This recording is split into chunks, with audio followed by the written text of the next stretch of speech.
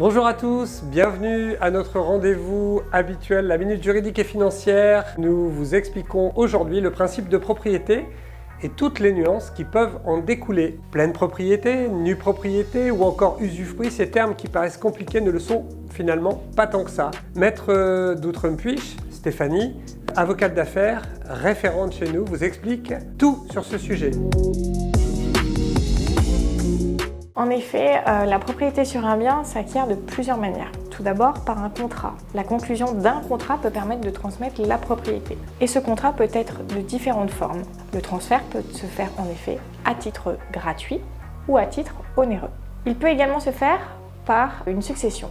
La propriété d'un bien peut être en effet transmise par voie successorale. Et enfin, la propriété d'un bien peut également s'acquérir par le fait de posséder ce bien sans pour en détenir le titre. Les conditions, dans ces cas-là, sont bien entendu très spécifiques. Les composantes de la propriété. Le droit de propriété est composé de trois notions. On distingue l'usus, c'est le droit d'user, autrement dit d'utiliser la chose. Par exemple, habiter dans une maison, tout simplement.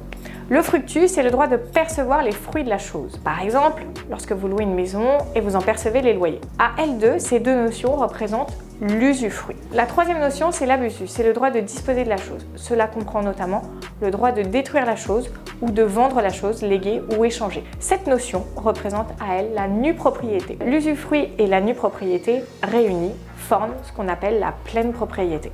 Merci pour ces éclairages succincts et très précis comme à ton habitude Stéphanie. Je vous propose de vous retrouver très rapidement pour une autre thématique. À bientôt!